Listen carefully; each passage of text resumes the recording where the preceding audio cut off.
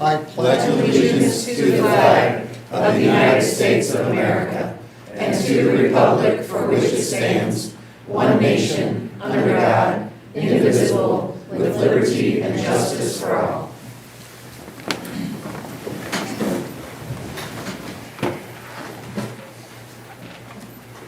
I'd like to entertain a motion to approve the agenda as submitted. So moved. Second. Do you have a second? Sorry. Yep. All in favor? Aye. Motion carries. Move on to the recognition portion of our meeting. Mr. Decker. Thank you, Mrs. Lang. For our recognition tonight, I'd like to introduce Jamie Currier, the Regional Philanthropy Officer for the American Red Cross of Greater St. Louis. Jamie would like to recognize the efforts of some of our students. Jamie?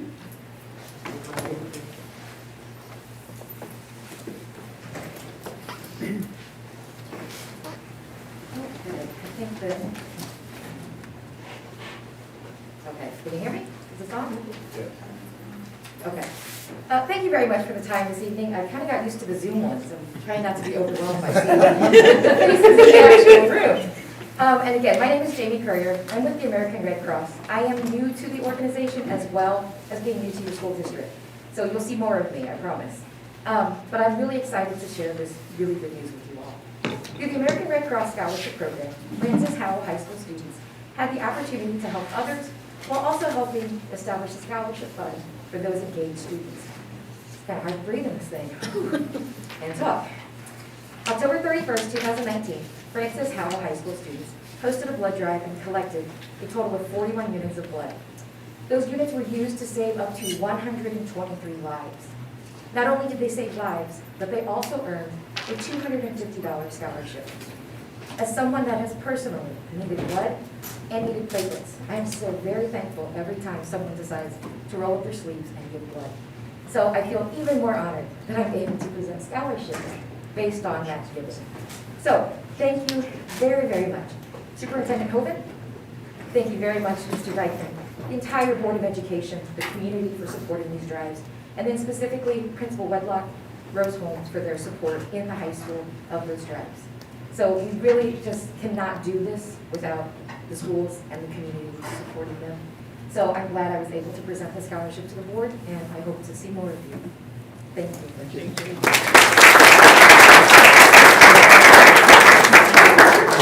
Oh my goodness. Okay, I'll keep going. Okay. Moving on to patron comments. During patron comments, patrons are invited to address the Board of Education. Please come to the podium so everyone can hear. Please adhere to the 3-minute time limit. The board is interested in hearing the public's concerns and opinions, but we do not answer patrons' questions during the meeting. Questions and concerns will be addressed by Dr. Hendricks Harris and Dr. Hovind and other appropriate staff members. Please remember that comments about individual students and staff are not allowed due to confidentiality. These concerns need to be brought to the administration's attention and may be brought to the board in closed session.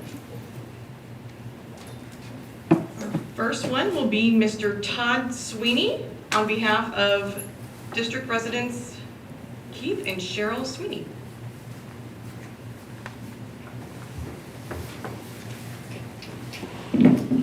Second. Can you all hear me? I think you're gonna have to use the other one. It's on. Hello. Hello, my name is Todd Sweeney. My parents, Keith and Cheryl Sweeney. My mom actually was a retired teacher from Becky David, live in the district, and they encouraged me to step forward today. I also am the co-founder of Navigate Building Solutions. We're a program management firm that actually pursued the effort that you will be discussing tonight as a motion that's been brought forth to this board. I have 3 minutes, and what I want to do is just address that and ask for your consideration of things as you debate that this evening. First and foremost, on June 12th, after the presentations and the interviews and all the due diligence your staff had conducted, there was an actual board motion that was put forth that recommended Navigate Building Solutions for this assignment. Okay, it was written here. On June 17th, which was yesterday, that was changed from Navigate to Atlas Building Solutions, which you're considering this evening.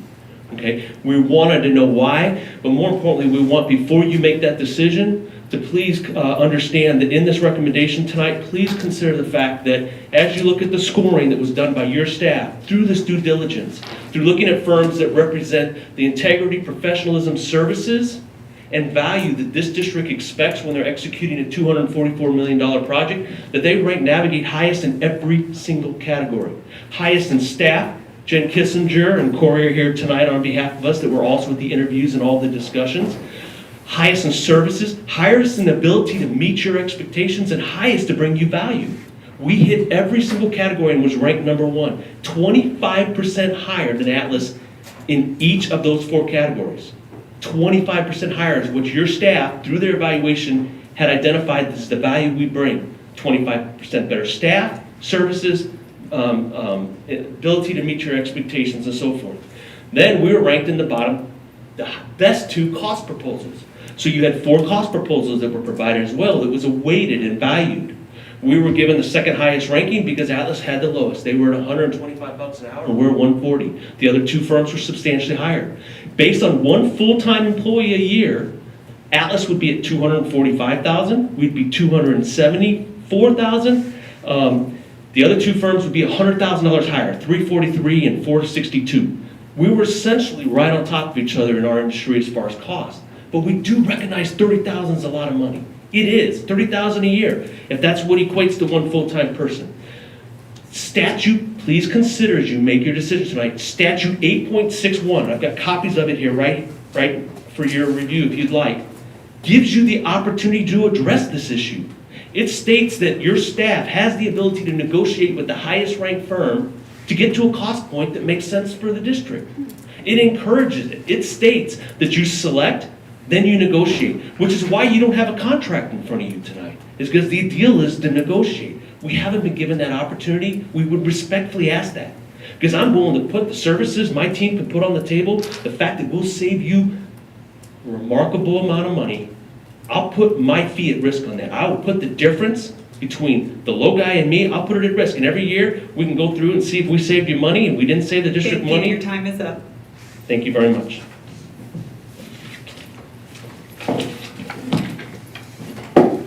Write this down.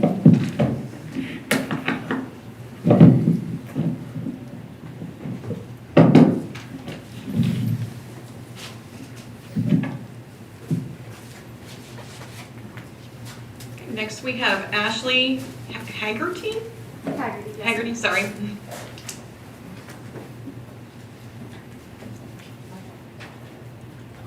Oh, okay. That's my camera. I was gonna say that. They given extra directions.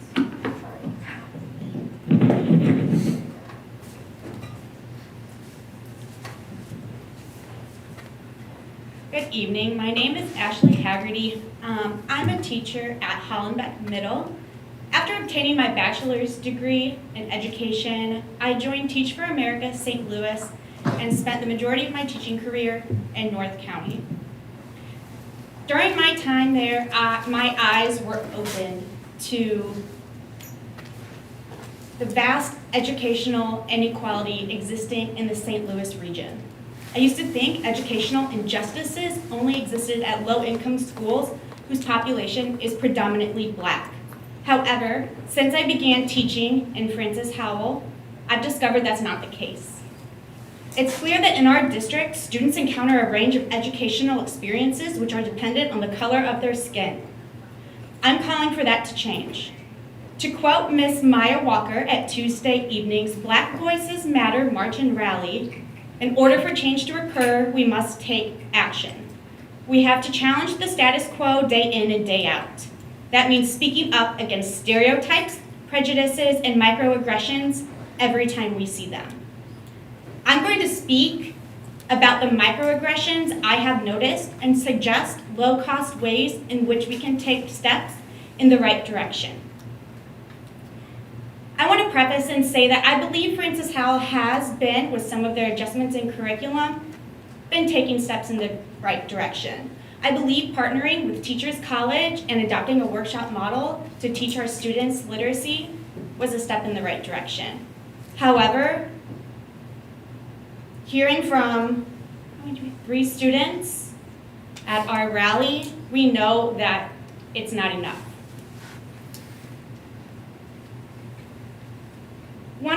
difficult times in my teaching career was when it was probably my first or second day in our building, and a staff member, I don't even remember who, referred to the busing of Black students from Normandy as the invasion of Normandy. And I think the air was sucked out of the room. Because students that I taught and loved, who look like the students from Normandy, are being referred to as invaders. And for that reason, I believe that all staff must participate in anti-bias training along with ongoing supports. Additionally, I know curriculum takes a long time to change, and I know that when we read Facebook comments or we hear from students or community members and parents that our students of color don't feel like they see themselves in the curriculum. And I think a first step in the right direction is providing staff with culturally responsive. Thank you, your time is up.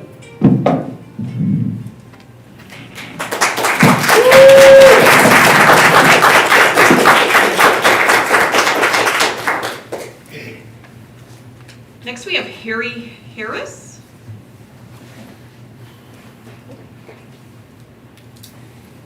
I was told we'd be good if I'm here. Is that okay? Yes.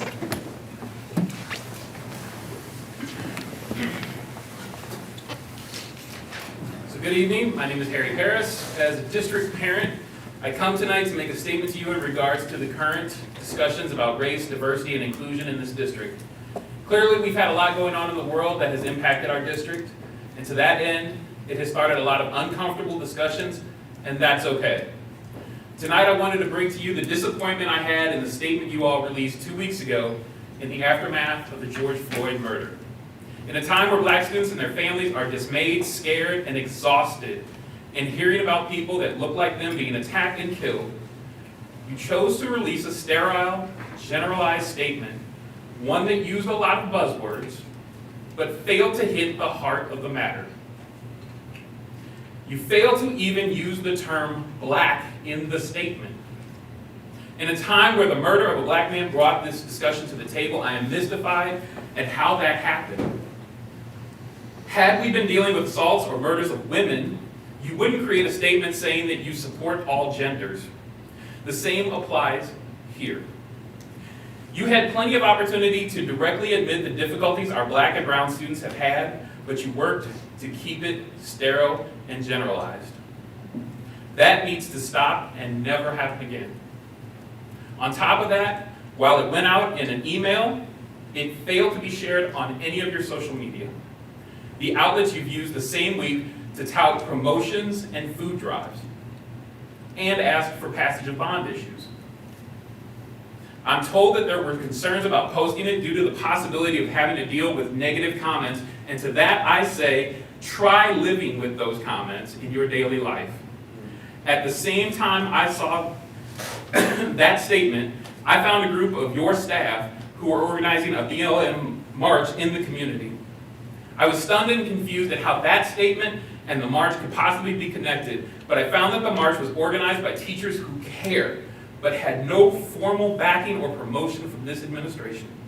As of this afternoon, I have not seen the march covered on any of your outlets, and not speaking speaks volumes. And make no mistake about it, these types of things are speaking to families and potential staff of color, and if you want to discuss why we can't attract more Black and brown teachers, I point you to this. Change can, should, and will happen. I urge you all to try and craft another statement that is more supportive. I urge you to get out in front of this and be the leaders of improving the racial disparities and inequities in this district.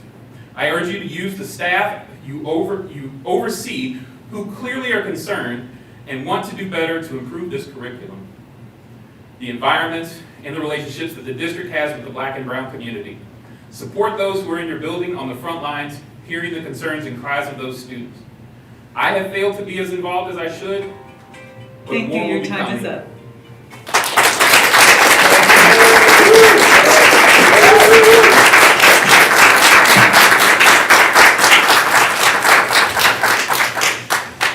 And next we have a video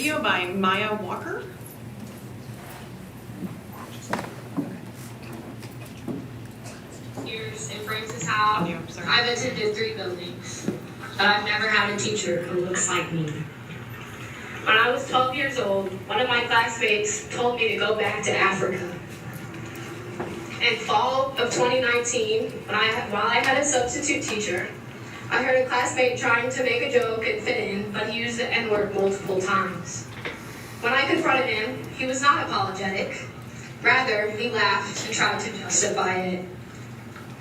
None of the other 30 people in the classroom stood up for me. Their heads turned, but their mouths didn't open. I was so uncomfortable that I had to leave the room. On May 27th of this year, 2020, 2 days after George Floyd's murder, someone who knows me called me anonymously to ensure that I could not track their number. They told me that I'm a nigger. And then they hung up. The same words that were used by Travis McMichael over Ahmaud Arbery's dead body. The same words that were used in reference to Emmett Till and thousands of others over hundreds and hundreds of years. But what did I do? How could this be happening to me? I have good grades. I don't have a criminal record. I'm involved in school. I have an outstanding resume, references and all. I've heard many people invalidate the experiences of Black people by saying things like, no one will mess with you if you don't do anything wrong. My own experiences and the experience of other Black people that I've listened to and heard from have confirmed that that is simply not true. It doesn't matter what I do or how good of a human I am. I still feel uncomfortable and even unsafe because of the pigment in my cells. And it's terrifying what that will make other people do. Being nice to Black people or having a Black friend is not enough to end racism.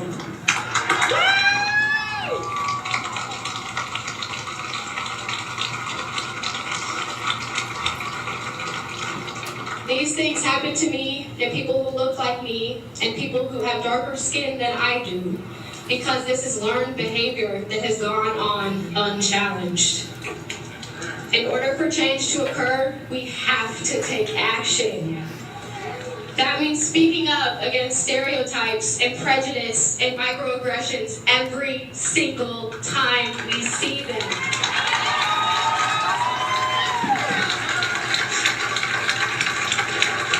And I ask you to please understand that it is a privilege to learn about these things rather than to experience them your whole life. I'd like to share a few quotes that I found very powerful. Elie Wiesel once said, "We must take sides. Neutrality helps the oppressor, never the victim. Silence encourages the tormentor, never the tormented. The opposite of love is not hate, it's indifference." And another one by Martin Luther King Jr. He said that the ultimate tragedy is not the oppression and cruelty by the bad people, but the silence over that by the good people. Thank you.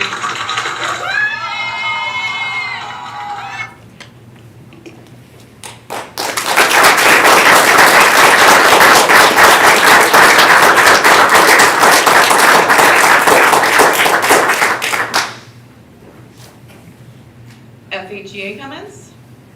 Sure, after that. Like I've got it.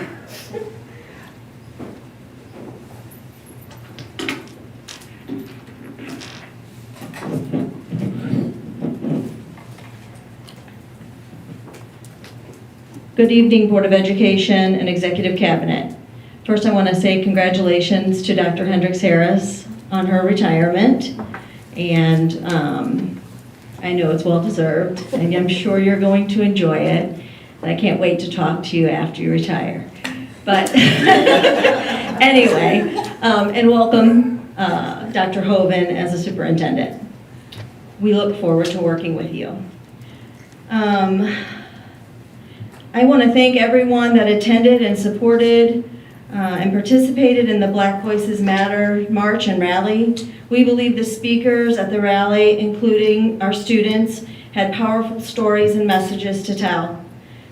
Many people are referencing a fable, and how are the children? Among the many accomplished tribes in Africa, no tribe was considered to have warriors more fearsome or more intelligent than the mighty Maasai.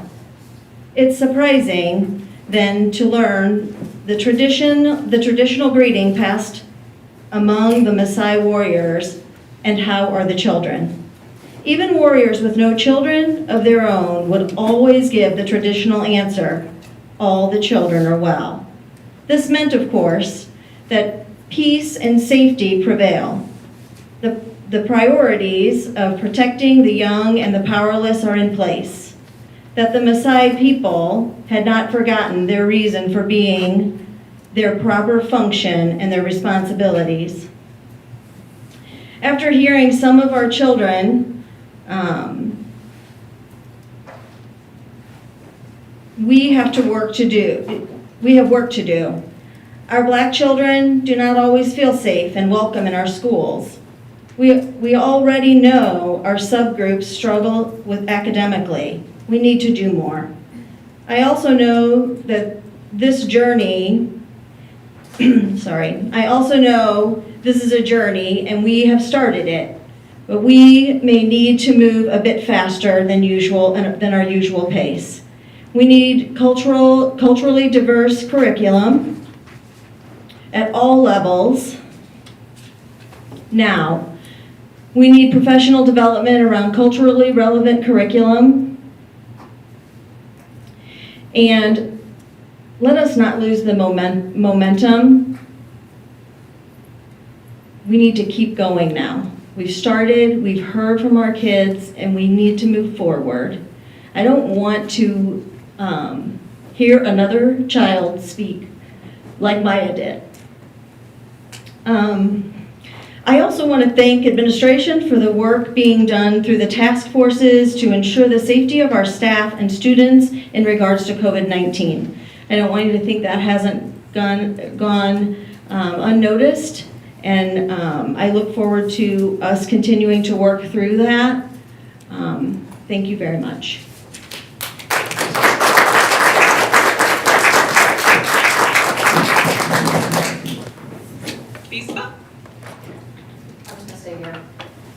Good evening, Board of Education members, Dr. Hendricks-Harris, Executive Cabinet, and community members. Peaceville would like to congratulate Dr. Hendricks-Harris on her retirement, much deserved. We wish you the best in the next chapter. We appreciate the support that you've given to Peaceville, like the superintendent. We would like to say, Mr. Supple, we weren't really sure what to think from your June 4th budget message in your presentation that said, luckily our teachers, administrators, students, and parents have already demonstrated they're prepared to rise to the challenge. There was no mention of support staff. Peaceville hopes this was not an indication of the firings that you also spoke of. Thank you.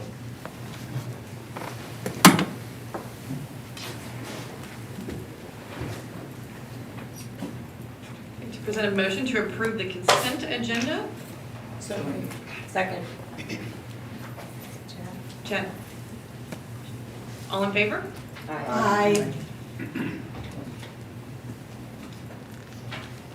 Now we have the MSBA June board report.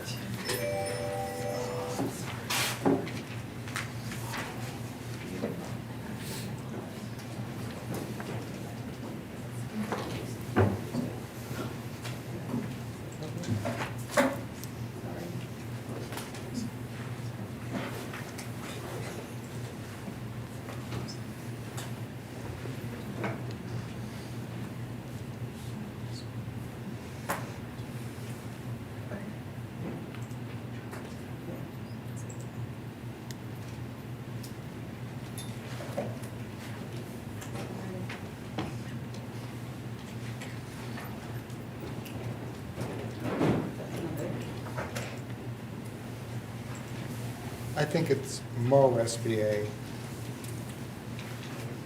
MSBA? I can't believe you would say that. Okay, go.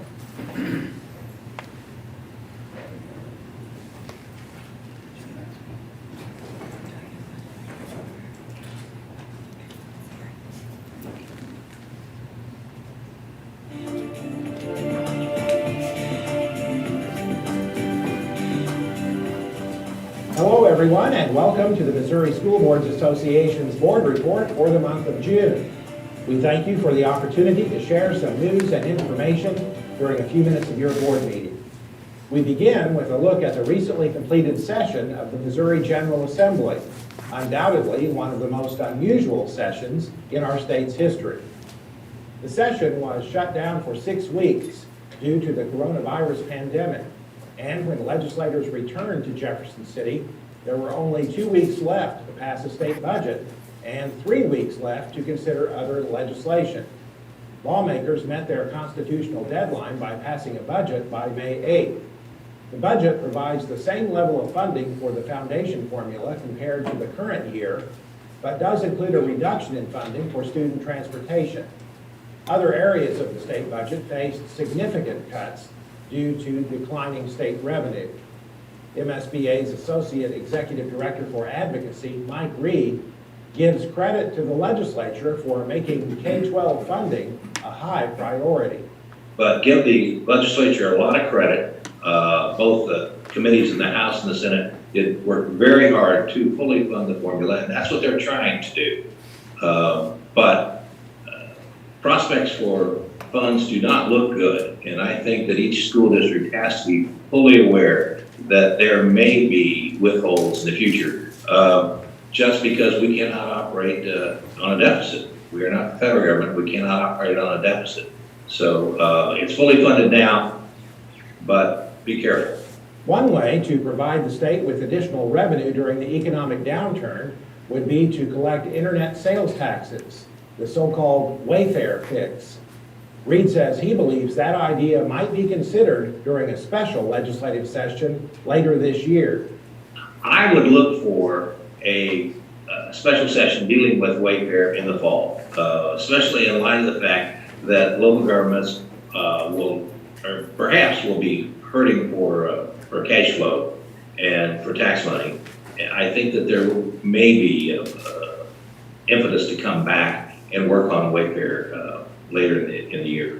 During the final days of the legislative session, lawmakers considered what are called omnibus education bills, where numerous individual bills are put together in a single bill. Those omnibus bills contain several provisions harmful to public schools and did not pass before the legislature adjourned on May 15th. School boards and administrators throughout the state are making preparations to reopen school buildings later this summer in the midst of the coronavirus pandemic. One option now available to school districts is to start school earlier in August. Current state law prohibits schools from opening any earlier than 2 weeks before Labor Day. But the State Board of Education has given the Commissioner of Education the authority to waive that statute and allow schools to open before August 24th for this year only. School districts must apply for the waiver and get public input on the decision, including a public hearing. Districts must also demonstrate how the exemption will benefit student learning and how the exemption will minimize the transmission of the COVID-19 virus.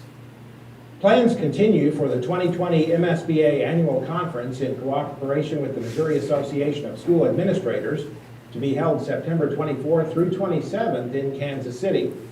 The event will once again feature more than 100 sessions and workshops, many presented by school leaders from districts throughout the state, all in a new location at the Kansas City Convention Center. Registration for the 2020 Annual Conference opened on the MSBA website on June 1st. And don't forget the 2020 Safe Schools and Colleges Forum, sponsored by MSBA Center for Education Safety, will be held this year in conjunction with the annual conference in Kansas City.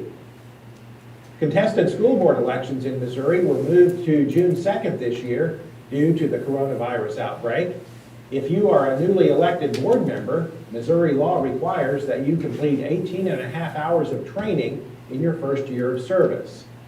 During the coronavirus restrictions, MSBA's free certified board member essential training will be delivered all online.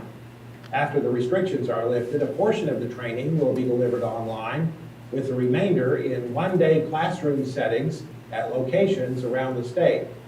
You can register now for the CBM Essential Training to help you become an effective member of your governance team through the MSBA website.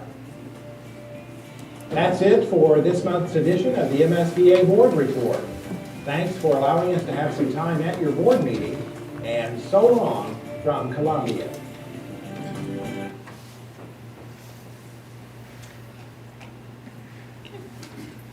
To entertain a motion to approve the reclassification of esports from a student interest group to a MISA sports. Second.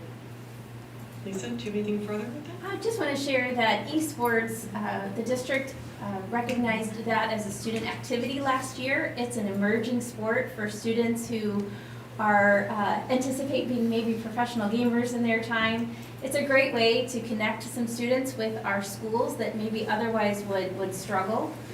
So MSBA, with all of their member districts, have determined that this is such an emerging sport that they will move it to the classification of a sport. So we would like to do the same on our extra duty salary schedule. There will be some increased practices in games and tournaments because of those MSBA guidelines. And I just want to put a shout out to Francis Howell High School, which is the #1 team in the nation right now as an esports. So any other questions that you might have, I'd be happy to answer. What game is it that they're? It's a variety of games. Fortnite, World War. Dr. Mario. There are many colleges and universities that Miss are Pac-Man. providing significant scholarships for students that are top gamers. So we just want to be supportive of those groups and list that in the appropriate way on our schedule. Any discussion, board? Do you know if since it's a sport now, does the GPA requirements fall in Yes, place? from my understanding, all of the MSBA guidelines and requirements will follow this sport like all of the others. Any other questions? All in favor? Aye. Motion to approve the additional .60 support staff FTE as presented. So moved. Second. Ms. Simpkins? Thank you. As we get closer to the start of the school year and we start to see ratios and numbers come through, we are concerned about the support that we have for our ESOL learners, our English as Second Language learners. As we look at the supports that are needed at Henderson, which is a Title I school, we have some Title I funding that would support this position.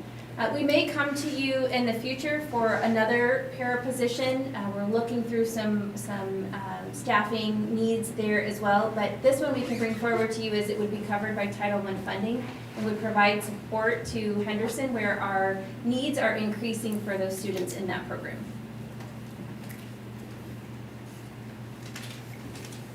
Any discussion, board? Okay, all in favor? Aye. Any opposed? Motion carries. Motion to approve the purchases over $7,500 as presented.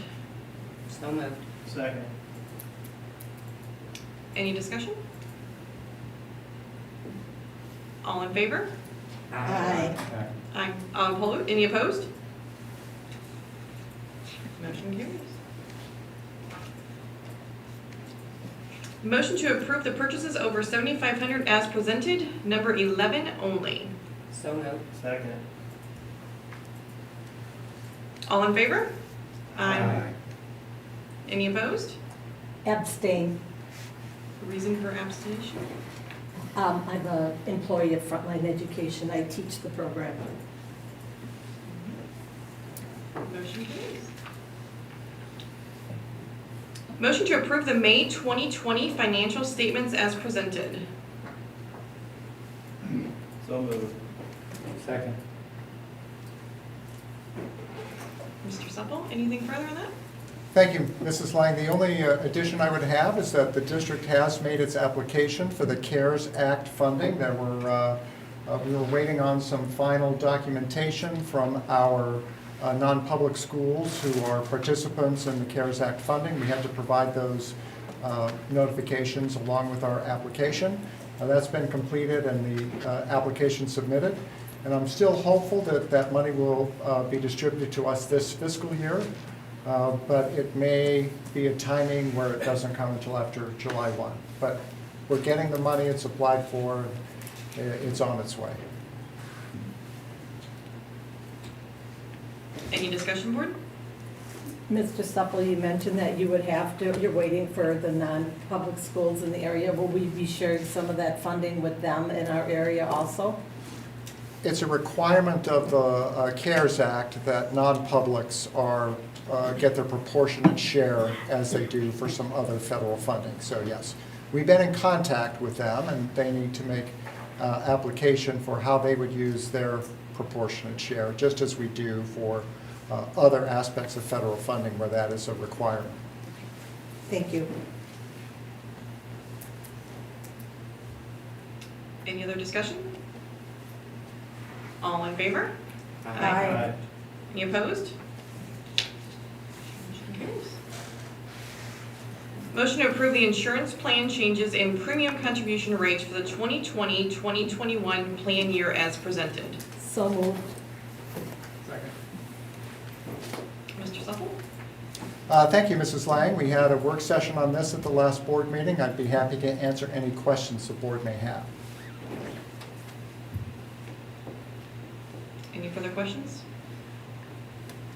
I would just like to remind everybody what hard work Mr. Supple, FEGA, all the things, FESPA, and everybody put into this to make sure that we came up with what everybody felt was fair and equitable.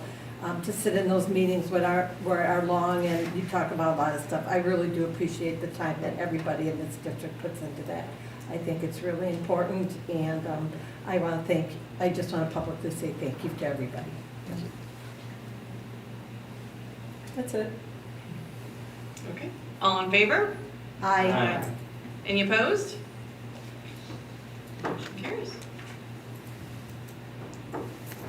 Motion to approve entering into an agreement with Atlas Building Group to provide project management services for the Francis House School District on the Prop S projects effective June 22nd, 2020 at an average hourly rate of $125 per hour.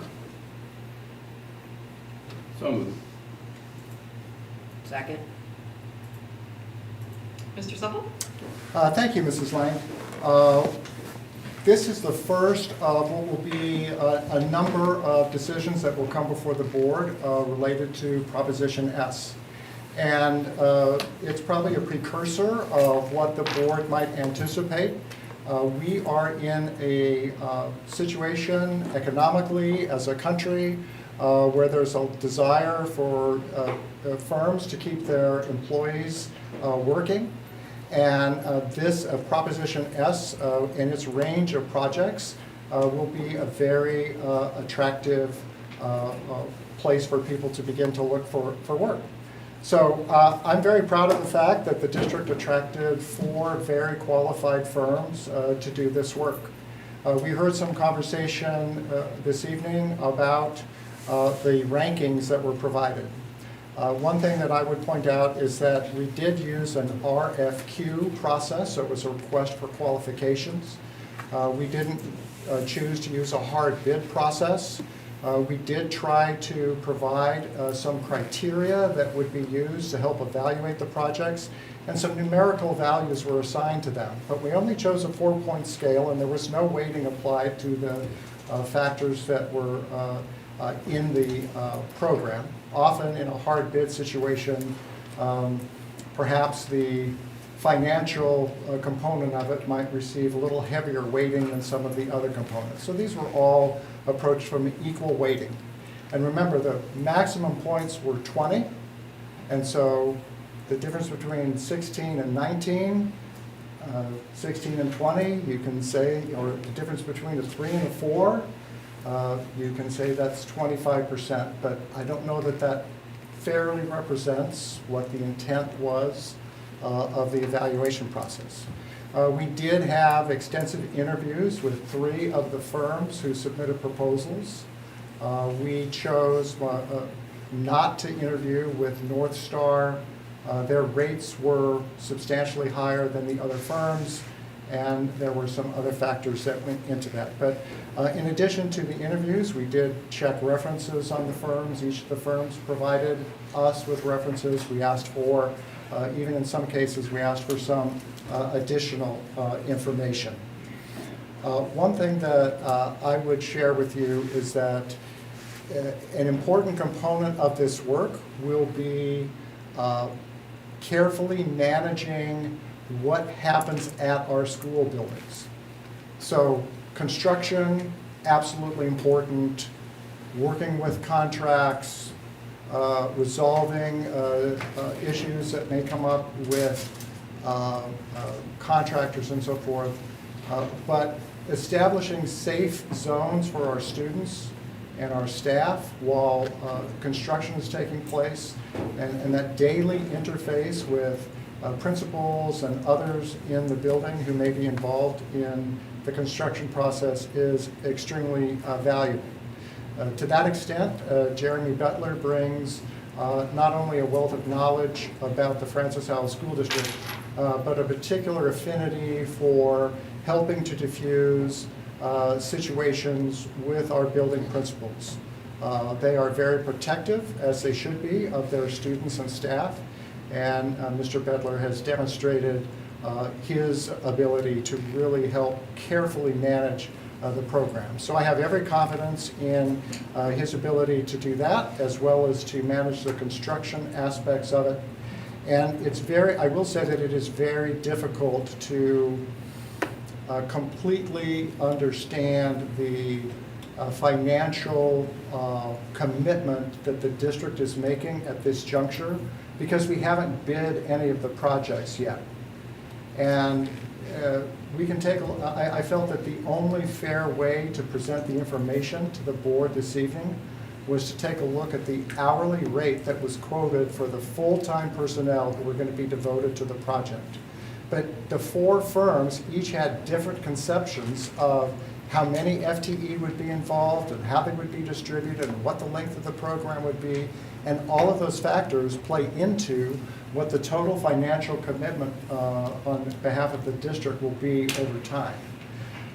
In light of all the conversations that have taken place, I did, after first posting a recommendation for Navigate in partnership with Mr. Bettler as a member of their team,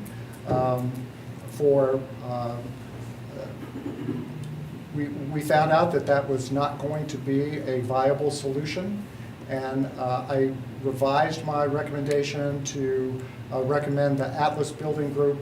I think they will bring the necessary support that we have, and will be able to provide the interface with our staff that will really be important. Those relationships, I think, are especially valuable. Again, one of the reasons why we chose to use a request for qualifications as opposed to a request for proposals or a more hard bid approach to this work. So I know it's a difficult decision for the board, but again, there'll be a lot of these coming forward, and we had four very, very qualified firms, and I wouldn't hesitate recommending any of them, irrespective of what numerical value might have been assigned in a somewhat subjective rating of 5 criteria.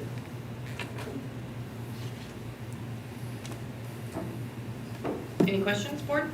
I do. We normally get our board docs on Friday, the week before, and that's when I do my research. And I did research on the original referred, and I was happy with that. And then it changed today. So I've had no chance to do any research after being at work all day and coming here. So I, with a good conscience, don't think that I can vote in favor of this tonight. And I don't know if it's possible that we table this or so we can do research. I don't know if everybody else had a chance to look over all the information, but I'm speaking for myself.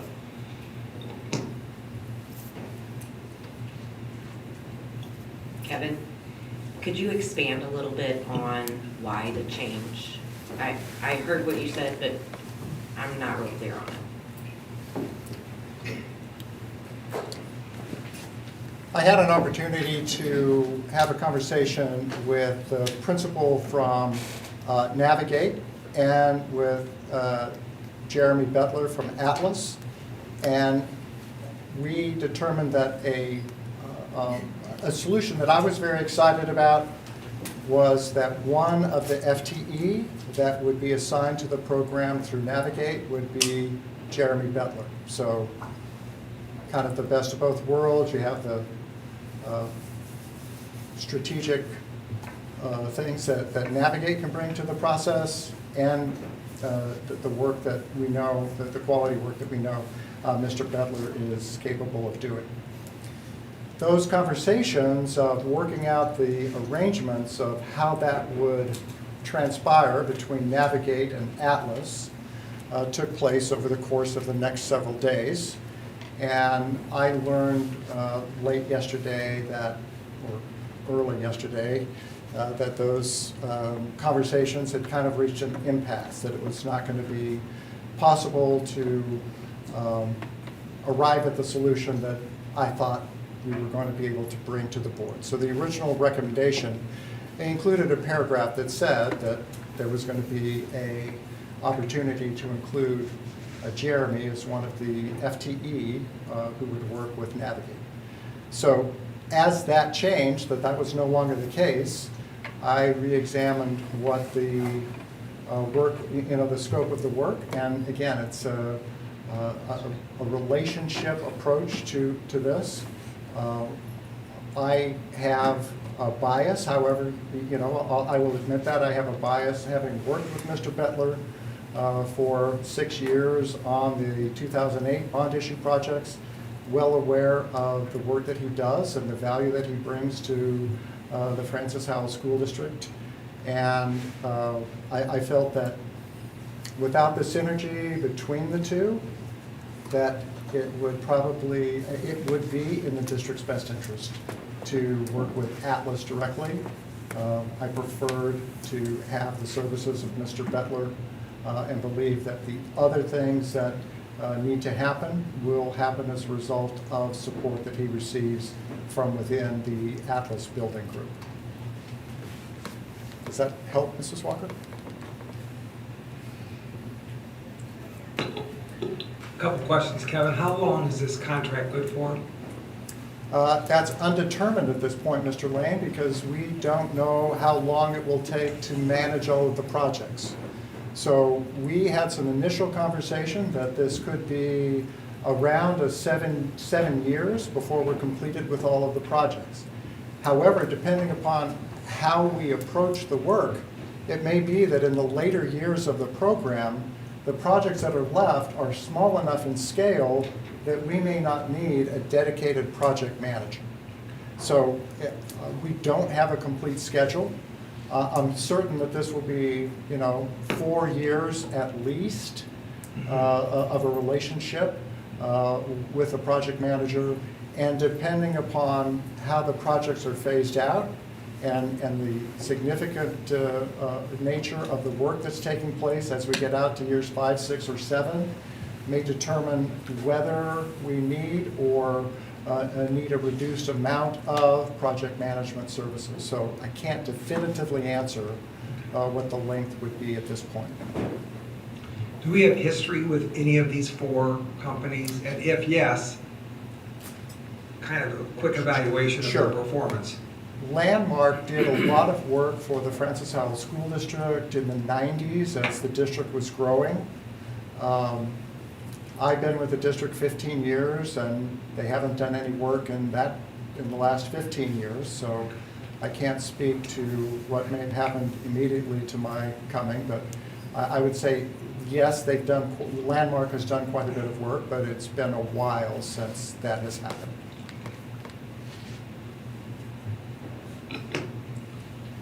In light of the fluid nature that happened between the board docs coming out on Friday and either last night and this morning, is there any advantage to the district on delaying this, like Mr. Lang suggested? Would there be any potential benefit of not rushing this to the vote today as opposed to putting it on the agenda next time?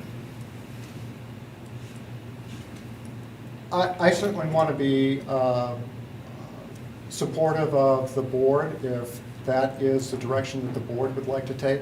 I will tell you what I can tell you what the disadvantage would be.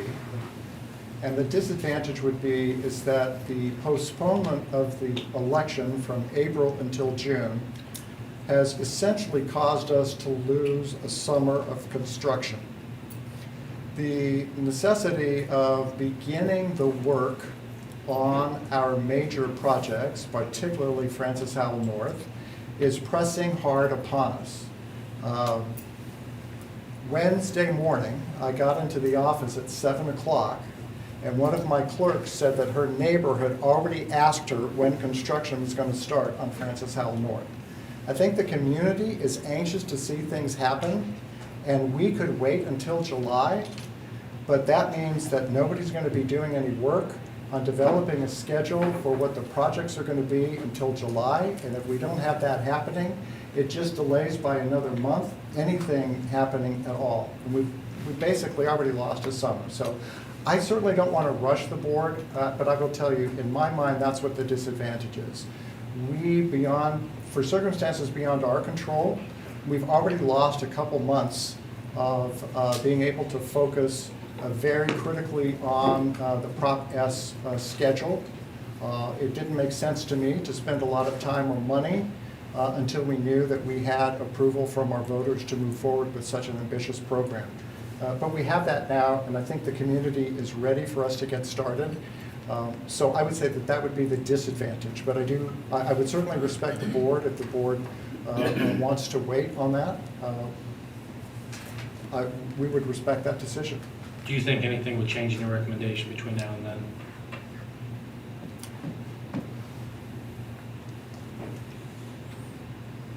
I would say, I don't think that my recommendation would change, but I would say that based on communication that the board has already received, there probably would be substantial lobbying efforts by at least 2 of the other firms who are involved in this process. I've already also fielded a phone call today from North Star.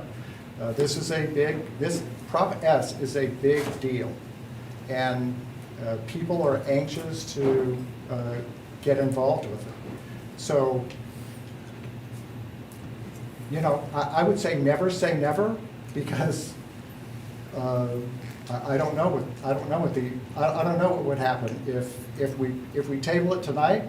I think people are probably going back to their offices and thinking of ways that they could convince me and/or the board that we need to move in a different direction. I will say this: I am very comfortable with the recommendation that I've made. Atlas and its principal representative, Jeremy, are going to certainly do a great job for us. They demonstrated that through the work on the 2008 bond issue projects. And the ability to save money really comes as a cooperative effort between our architects, our project manager, and the district. And I'm sure that, I think as I look at the board, and I apologize if I'm incorrect, but I think Mr. Hain may be the only board member who was actively involved when we were through the 2008 projects. And he can share that we spent a lot of time talking, and sometimes the suggestions for cost savings came as a result of suggestions that came either from district administration or from the architect. So yes, I think that there are some advantages to a project manager, and they would bring value, but that's not the only way that we achieve efficiencies within the program.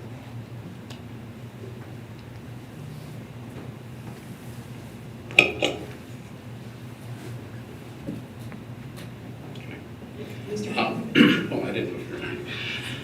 I guess what I'm hearing is we have 4 very qualified companies that could, any and all those could and probably would do a very good job for our district. However, you know, the next step on our thing is our budget adoption, and when it comes to equal that could do the job, typically we go with the lower bid. because we get a better value for our community. And by doing this, we're going with the lower bid. We know that we're going to get a good product because we have a past history.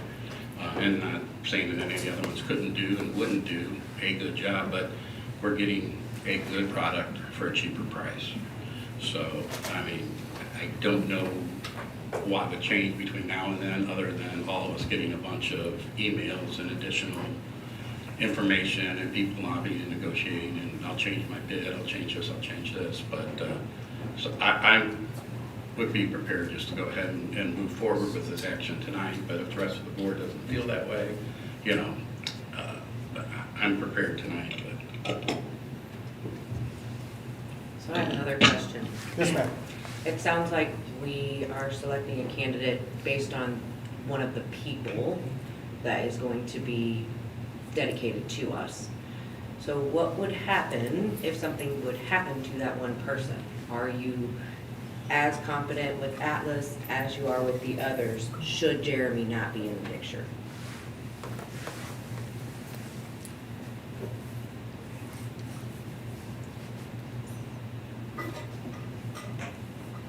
So I'll answer the question this way. I have no concern that another project within the purview of the Atlas Building Group would cause a reassignment of Jeremy from our work to that work. So I don't think we would lose the services as a result of a reassignment within Atlas. I think Atlas is committed to doing this work for the Francis Howell School District. I hesitate to, I don't want to say the words, but I think you can understand what the other alternative would be.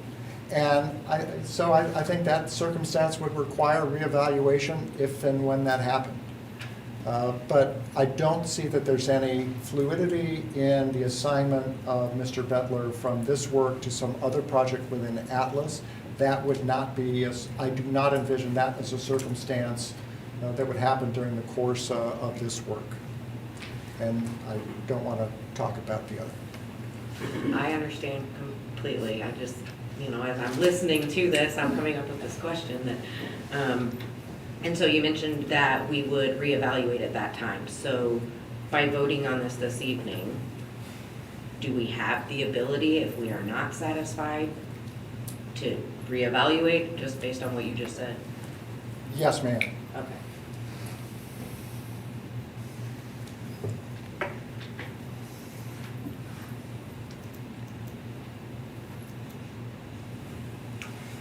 Any other questions?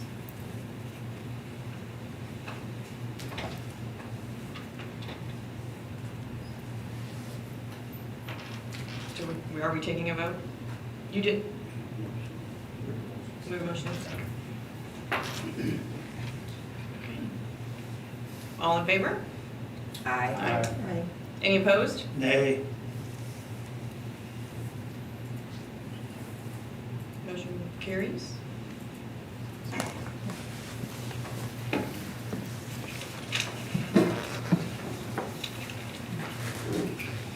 Motion to approve the adoption of the 2020-2021 budget as presented. So moved. Sorry.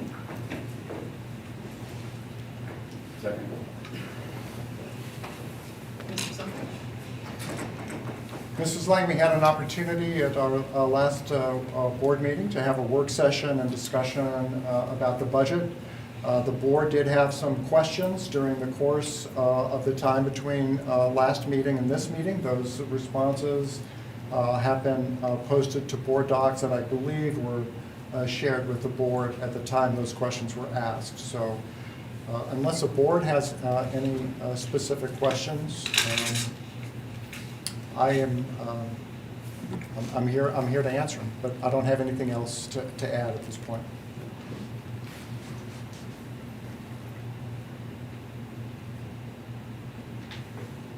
Any discussions, board? Mr. Supple, I have a question. Last time, I mean, what you presented to me was just, it was, I don't want to say overwhelming, but there was a lot of information there.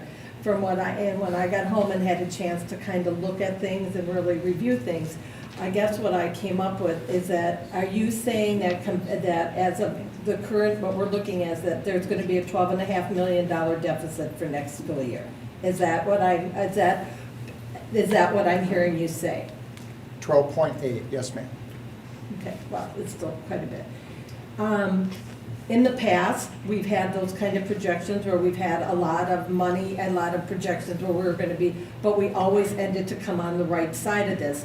Do you see that there's a chance that that's going to happen again? I mean, we've got COVID-19 out there, I get that, and that we've had state, budget reductions and all that stuff.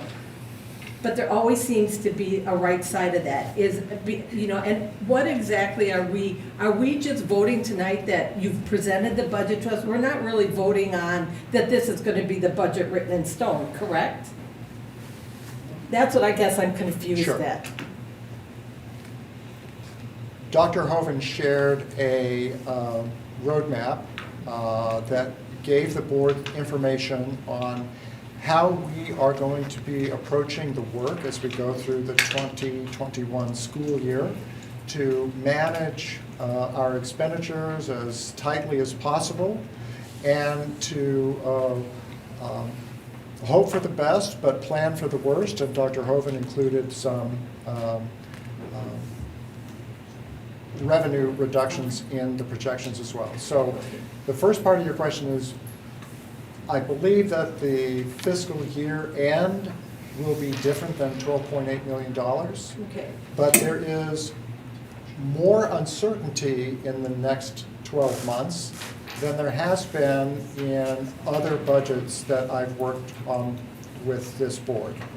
Okay. So there's some things that I'm not sure that we have complete knowledge of or complete control over that may impact our ability to see as great a shift either in revenue or expenditures as we've seen before, but it will certainly be different than what's absolutely presented. So what you're being asked to approve tonight is a spending plan that Dr. Hoven and I have already begun to strategize how to better manage that.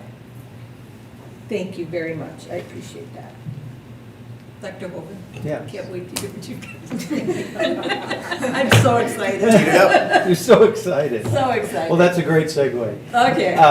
So I'll run you through the summary that we've put in front of you, and I really think the approach to this summary was twofold. One, as was talked about, the workshop had a lot of information covering a lot of different things. So one attempt was to highlight just a few pieces of that to really just paint the picture without too much information to look at all at once. And the second was to really draw the difference between the spending plan, the allocation that is available to spend versus the prediction of where we believe we would end up.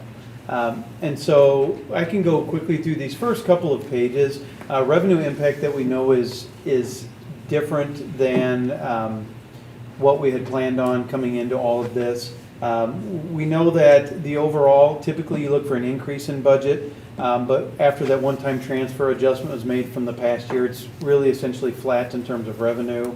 That second bullet, though, we know that we're expecting another reduction from the state. So come July 1st, we'll find out what that is. At this point, we're predicting a $1.3 million reduction. So it's not insignificant. We know that we've already had some reductions during this current fiscal year. And we're anticipating, again, an estimate of $1.3 million, but it is yet to be determined what that amount will be. So we know we need to brace for that. The next page is some expenditure impacts we know we have.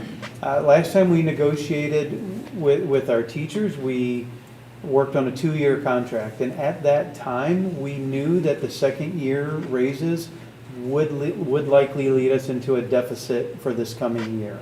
And so we worked with the board at that time. The first year was one of those situations which you referenced, which it sort of showed a deficit in allocations, but we knew that that adjustment during the year would bring us back to a balanced budget or so. COVID, of course, got in the way of all of that, but even at that time, we knew that year 2 was looking at a deficit. So that piece is not a surprise. What has happened, though, benefits have gone up too. There's another $2.3 million. Back to the first bullet, $3.4 million in a deficit based on those raises. We know that transportation, as we've settled into having that in-house, there's been some increased costs there. Some of that has to do with those employees accessing our insurance and some other costs that we had not anticipated at the volume that they did. And on the good note there in expenditures, we've already identified some reductions in supplies and other initiatives. So I'll get here then to what we're looking at as a 2-year plan to recover. And so what I would encourage tonight is not looking at this as a 1-year panic button or as a 1-year necessity that things would be resolved in 1 year, because they just won't. There's only one way we could get there, and I'll touch on that, and it's not a desirable way. I'll give you that spoiler alert. So in year 1, we know that staffing is the absolute vast majority of our budget. And when you talk about salaries and benefits, that's about 88% of our expenditures currently. With staffing being already set for next year, the only way we could impact that 88% of our budget would be through cutting positions between now and when school starts. And we do not find that to be a desirable approach. We are not interested in recommending cutting of existing staff members from their positions. And so without cutting out of that 88%, it just leaves a very small portion of our budget where we could identify cuts in year 1. So we have worked on that, but with that being such a small part of it, and out of that budget, everything besides the staff for our kids, we still have to provide materials and resources and things for our kids. So we couldn't cut that significantly out of that other 12%. We have identified one very large initiative, our Teachers College training, and with Lucy and that work, and that's somewhere in the range of about $600,000 that we save by pausing that work. We've also identified some other initiatives that we can cut that we don't believe would be a huge negative impact on our kids. And so all told there, we've identified right around $1 million of things we're prepared to cut for next year. We also are looking at costs that come out of the release time and travel and conferences and other things away from our kids for a couple of reasons. One, with all the lost learning from this 4th quarter, this keeps our teachers in the classrooms in front of the kids. And it saves us money because we're not paying for travel, we're not paying for workshop expenses, and we're not paying for subs. And so there's really a win-win that comes out of looking at that point of view. And then, while we don't want to cut existing staff, we are looking at anything that is still open and deciding if it's something we could choose not to fill for next year. There won't be a lot of that. We currently are looking at 3 or 4 positions that we believe we could not fill at this point in order to show some savings where we can. Continuing on year 1, this actually speaks back to Janet's earlier question. The budget reflects what is allocated to be spent. So basically all of these different budget amounts are given permission to spend. And so for example, if you have a line item of $1,000, you're not supposed to spend over $1,000, so you're going to spend somewhere near 1,000 without going over, right? So if somebody spends 980 out of their 1,000, we would say good work, you stayed under budget, but you did spend the money for what it was intended for. Well, that's 98% expenditure. You multiply that across all of our accounts, and in a typical year, you can find $4 to $5 million in unspent funds that was allocated. So the budget document that Kevin referenced last time, that shows you what is allocated to be spent, and those groups have been given that money permission to spend it. But we know that, Janet, to your question, in a typical year, the adjustments that we see during the year, the unspent money, other miscellaneous adjustments in either revenue or expenditures in a typical year land us in the range of about $5 million. That goes to the positive, right? Money that we either don't spend or slight increases in revenue that tend to occur. The last bullet on this page, we absolutely will dip into our reserves. This is not a situation where we are coming forth and saying, adopt what appears to be a deficit, but we think it'll actually turn out to be a surplus. We do not believe that to be the case. This is a deficit year. We knew that when we approved year 2 of those salaries, but the truth is it's worse than we had anticipated at that time. This was not the deficit you envisioned as a board when those salaries were approved. So the next slide, I did a little quick math summary to show you kind of where we are.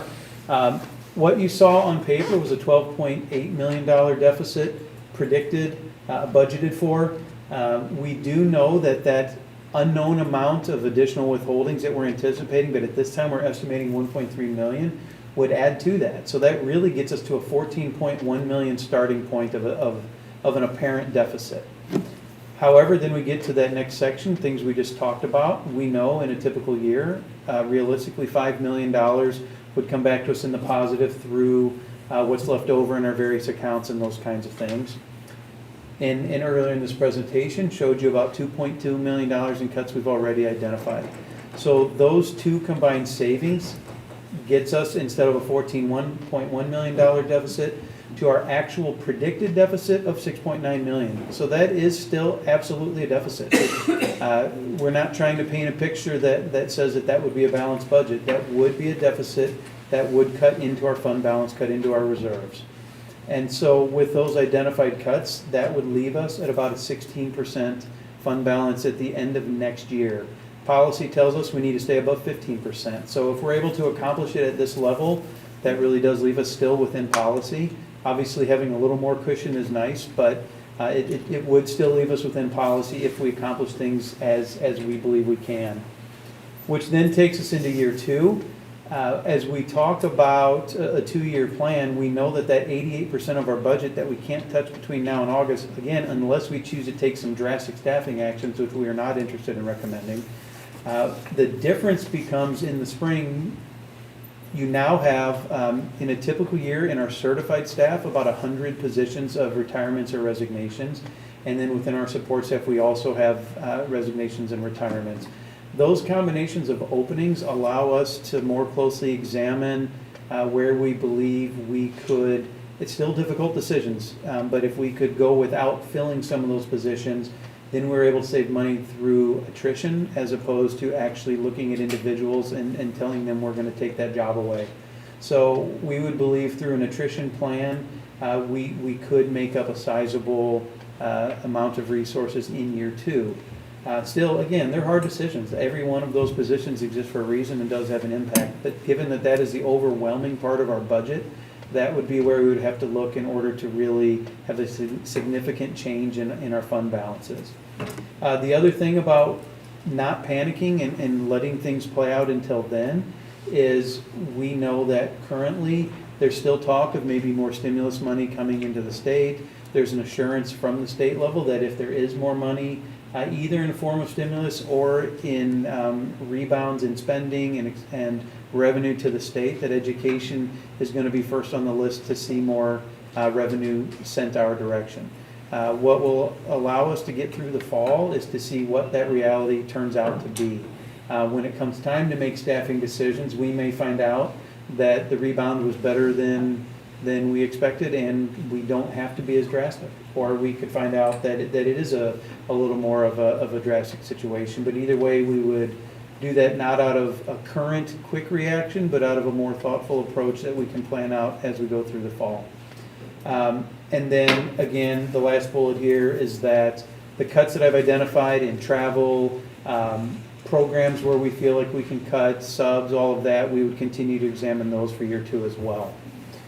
So what that puts us in the final summary is we knew that we were coming into a deficit year. That part shouldn't be the surprise here. It's the size of that is the surprise, because some of these were unforeseen changes, none of them in our favor, that led us to a spot where that deficit does look bigger than what we had originally thought.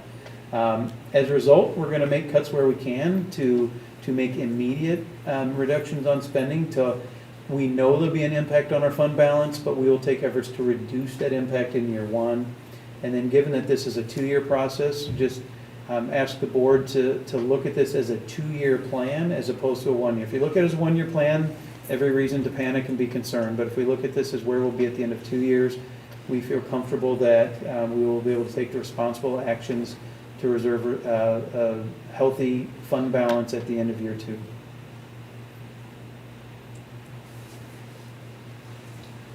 Quick question. If we've identified $2.2 million in cuts, can you just explain maybe why that's not been adopted into the budget then? Sure. The process for creating a budget for Francis Howell School District begins in December of the year preceding. So we started in December of 2019. All of our buildings created their budgets and had to have them submitted by January, and we went through a series of interviews with principals and other budget administrators in February and up through the closure. So the answer to your question is, we would have to go through with every building administrator and try to find the little things within their budget that they aren't going to do, to back those out, to mechanically subtract, so take them out of the software so that they'd be reflected in the budget document. So knowing that we have the ability to instruct our principals that, you're going to have to not spend X% of your budget, gives them flexibility to make a determination that I really need to buy some dry erase markers, but I'm going to forego getting whatever the other thing might be. So we give our budget administrators some discretion in doing that. So if it was, it's not just changing the number on the bottom line, it's hundreds and hundreds of budget requests that add up to what we're doing here, and just mechanically making all that work would be hard, particularly when there are, I think, some real decisions that our principals as budget administrators need to be involved with as they go through their spending for next year. They have the best idea of what's most important for their kids. So with that in mind, tonight are we voting on basically the budget as it's presented, knowing the fact that you guys are going down this roadmap as you plan in the summary? Yes, and we will continue to identify additional areas of savings where we can. And to Kevin's point, in July, we'll be meeting with our administrators as we do every summer, and this will be part of our conversation with them as well. And help to continue to look for ways as the year goes forward to even reduce further if we can find places to do so. And then final question for me, I think Janet alluded to it earlier, a little bit of an overwhelming budget to sit there and take a look at. So as I was reading through it and doing my own calculations and trying to compare apples to apples and sometimes apples to oranges, looking at other districts, theirs seemed to be a little bit more streamlined, concise, to where it didn't seem to take as long to try to understand it. Didn't know if there's any work or thought, or maybe this is a better way to present it and I'm just not seeing it. I think that's a fair question, and for me, stepping into this role for the first time, I know that a big part of my job works with a lot of different people on the different things that we bring in front of the board. I'm not opposed to better understanding other options with Kevin as well. And I know in my conversations with Kevin, we always talk about what is the best and most effective way to do the things that we do. Whether we can find something different or not, I would certainly want Kevin's input on that as well. I think one of the things that we've been talking about with communications and Dr. Hoban is just setting a goal, not just of the budget, but in general of making our financial communication more user-friendly to people that don't do it every day or don't sit through presentations. And that's something that has been discussed as not just in regard to the budget, but overall in the coming year to look at that. So. And the only thing I would add is that I do think that the budget is a very important document, and we try to present a lot of information that helps support why it is we're making the requests that we're making. So a lot of material that's provided there is evidence of how the principals have approached their work and how they're tying their budget requests to the school improvement plans that they've developed and how that's linked to our strategic plan. So it does make it a little more voluminous, but that's the goal. And then the final piece would be is that we really try to provide through the monthly financial statements some real clear discussion about where we are and what's going on. And so as people, not to minimize the importance of having a easily accessible budget document, but for our community, the ability to take a look at our monthly financial statements, which are much more concise and deal primarily with the operating funds where we spend our most attention. I think that is our opportunity to help the community better understand what we're doing and how we're performing relative to our expectations.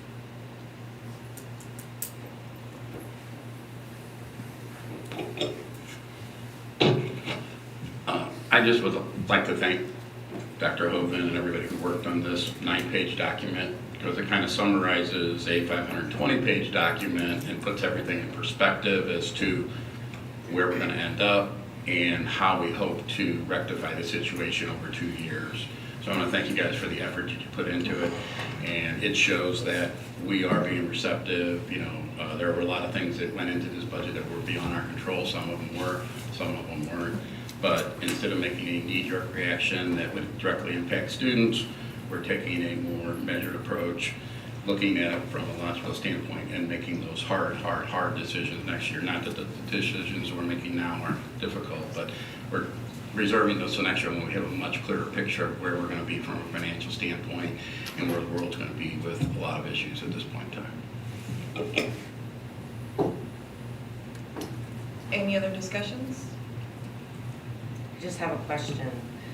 Are we going to continue moving funds into the capital projects fund since we passed Prop S, or how's that going to work? There are specifically identified projects that are going to be funded with Proposition S.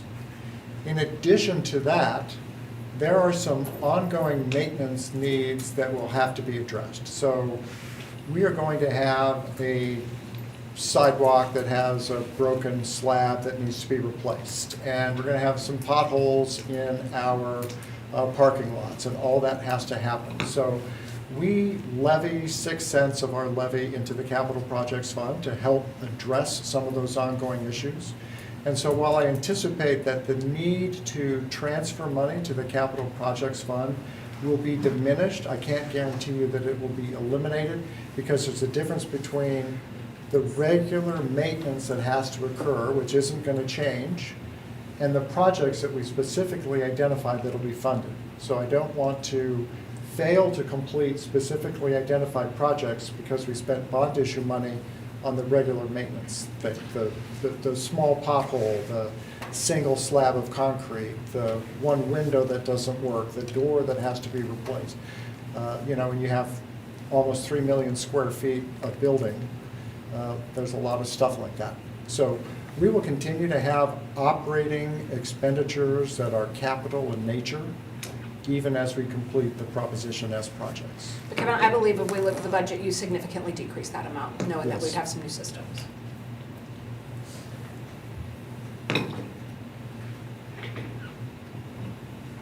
I just have a question off topic a little bit. So a couple months ago, I believe we approved the turf replacement at Francis Howell North. Is that going to be? Francis Howell High School. Oh, okay, not North. Not North. Yet. Okay. Yeah. I was just curious if we were going to stop that. Anything else, board? I too would like to thank you guys for the summary and the extensive conversations we've had. Okay. All in favor? Aye. Any opposed? Motion carries.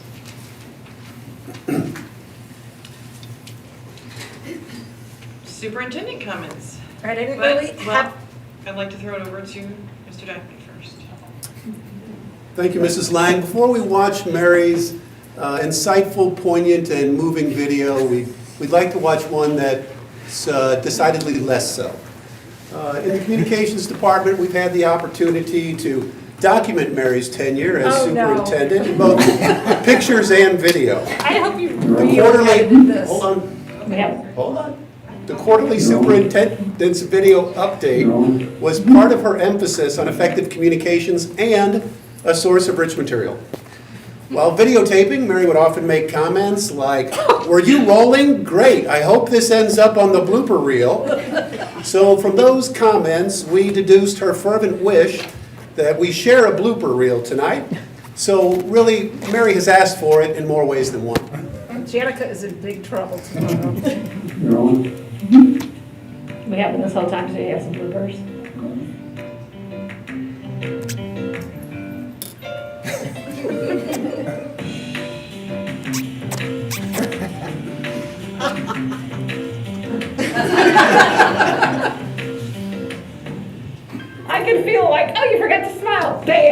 smile.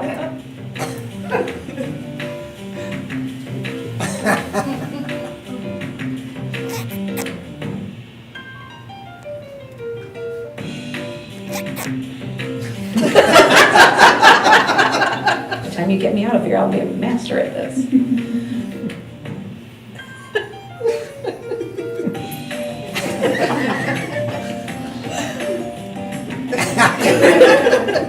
Which?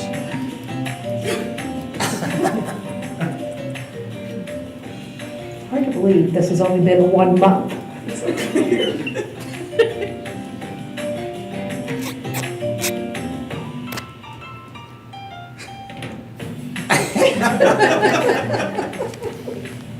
I hate safety.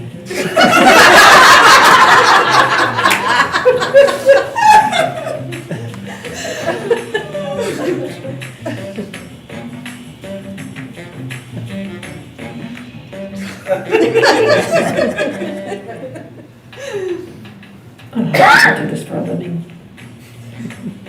Oh, that was a day.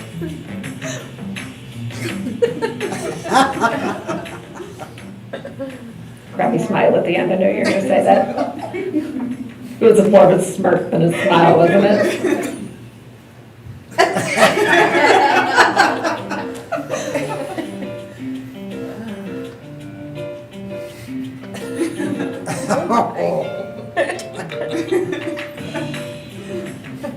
Blah, blah, blah, blah, blah, blah, blah.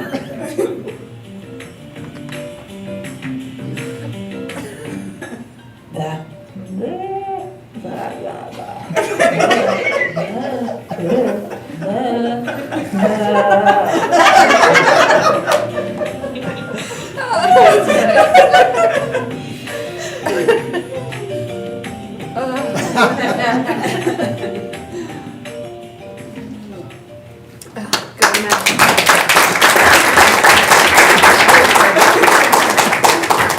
Right now, these are laughter tears. In a minute, I'll go the other way. So Janet is not in trouble tomorrow.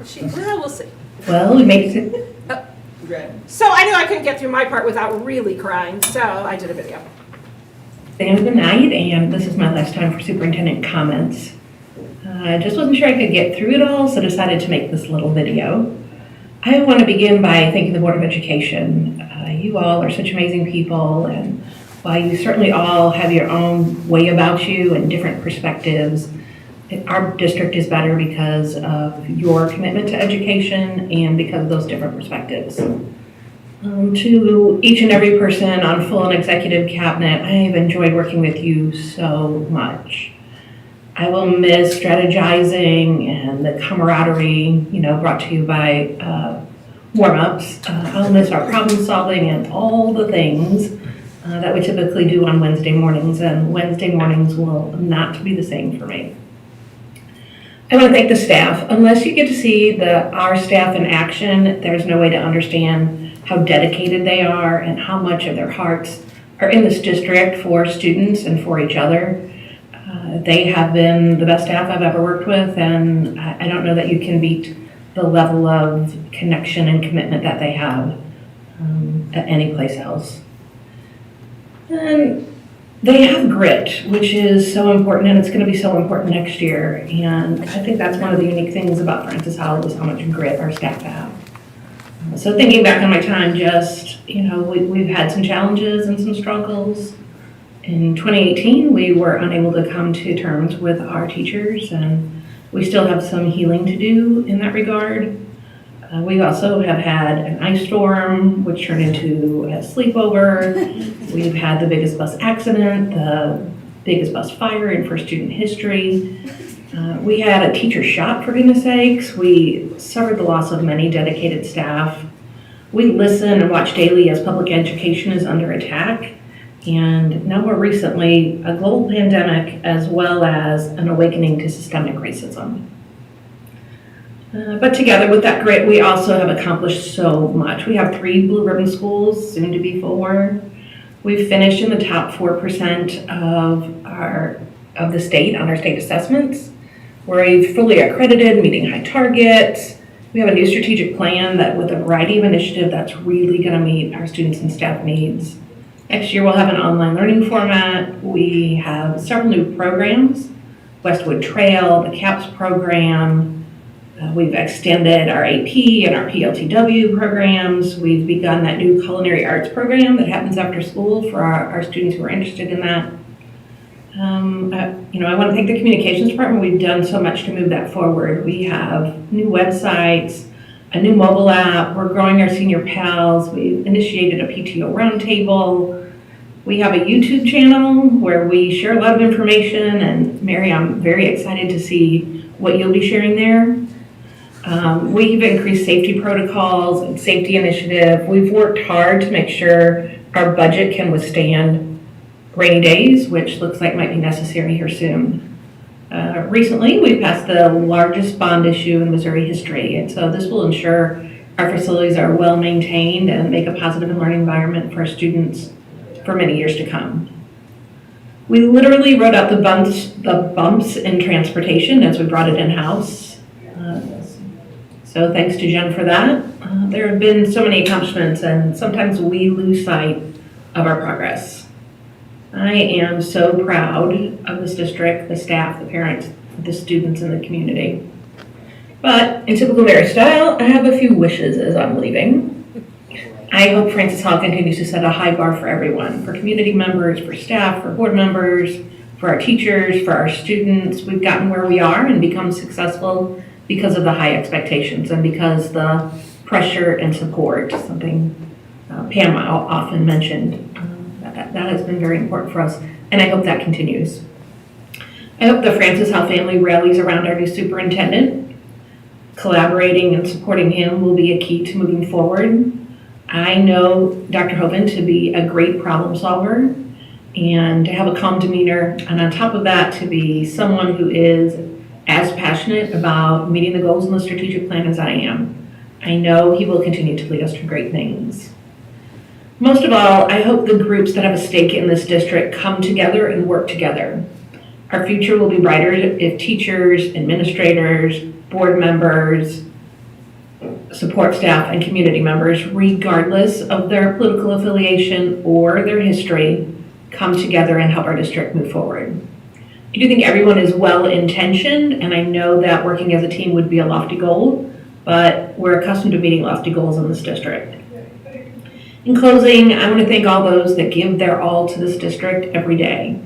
The best part of this job has been being able to see all the good deeds, the knowledgeable actions, the hearts of our students and staff. I wish I could accurately portray all the good that happens here in Francis Hall. My hope for the future is in this generation and in those that teach them.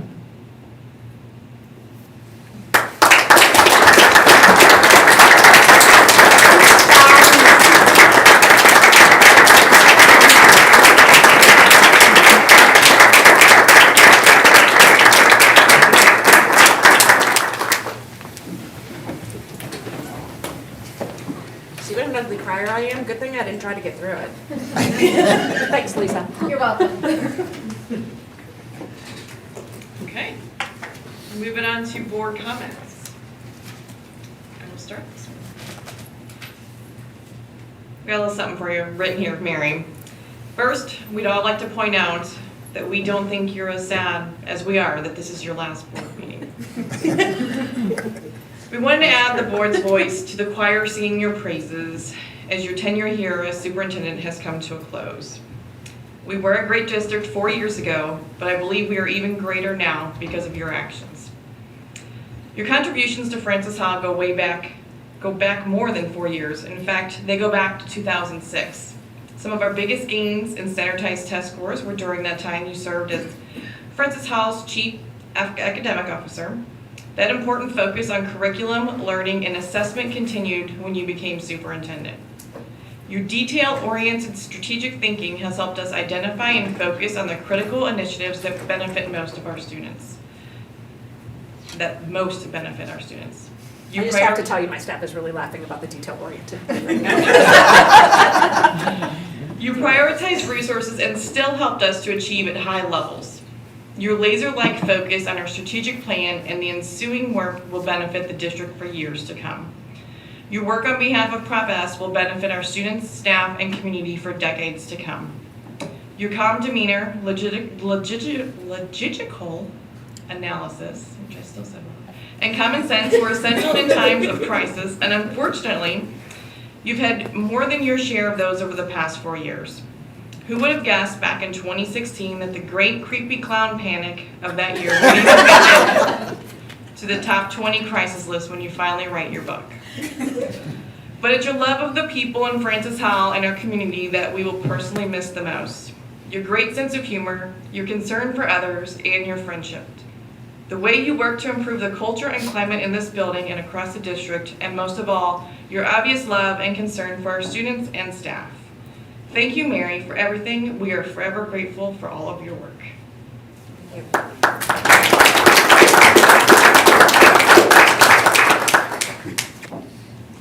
All right, let's move on. Okay. Any other board comments? I just wanted to personally thank our staff for holding the Black Voices Matter rally in March.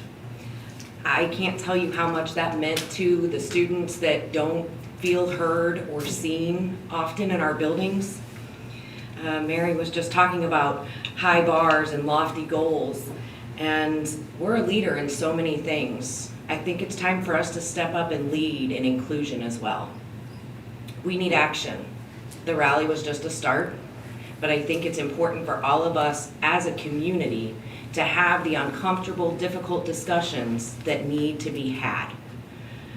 So again, I really just wanted to thank our teachers for putting this together, giving these children the opportunity to have their voices heard. I learned so much, and Maya Walker is my daughter. And I learned from the words that she shared because you guys put this together for her to share. So I personally cannot thank you enough, and I greatly appreciate it. And I hope that we can, as a district, be a leader in this area as so many other areas that we are. Thank you.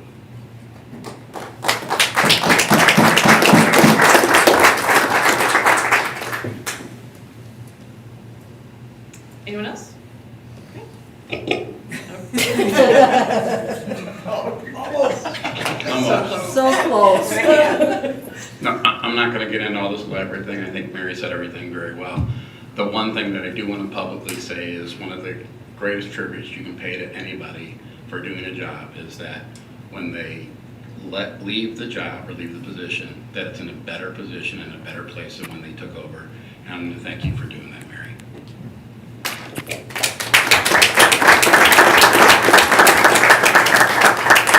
I forgot to leave Mike a compliment also prior to leave. You did Mary very well, Mike.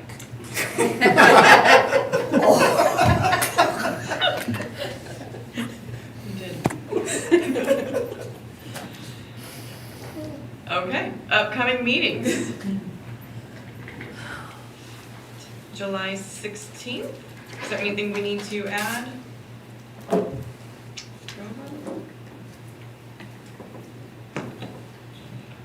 Nathan, will updates come from like federal monies, state monies, would that all be part of the budget, or would that be a separate entity on the agenda? Specifically just for the budget updates? We have our budget report, this is where we're at, but would that be inclusive of updates? Would that be a separate agenda item as to what monies have come in and or not, or anticipated monies? I mean, I guess in a typical year, we do our updates at certain times, but. One of the agenda items on the meeting is preliminary June 30th financial statements, and that would be the opportunity to share with the board exactly what we know more precisely at that time. So we'll have our final fiscal results for the fiscal year 20 year, and then if we have direction at that time from the governor about what might happen in fiscal year 21, we'll certainly incorporate that into the information that we share. Great, thank you. Will we be given the task force updates? I know that there are 7 task force. Will we be given the updates at that time? Or will that be like a work session at the end? Have we decided how that's going to work yet? It is right around that board date is what we're targeting to be finalizing our plan. The entire St. Louis region is actually targeting the next week to send those out. So we'll be close to a finalized version as we approach that board meeting. We certainly can give an update, even if there's still some detail left to finalize, but we can certainly do that. Thank you. Would it be possible for us to add a work session, whether it's July or August, to talk about a task force or a work group to start looking at some initiatives to bring us forward? We absolutely could do that. I had intended that to be a retreat topic for us as well. Perfect. So I would say if we discuss it at the retreat and talk about the need for a work session at that time. Thank you.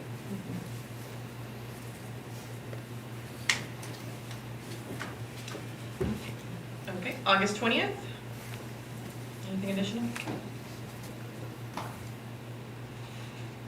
Nothing, Mary?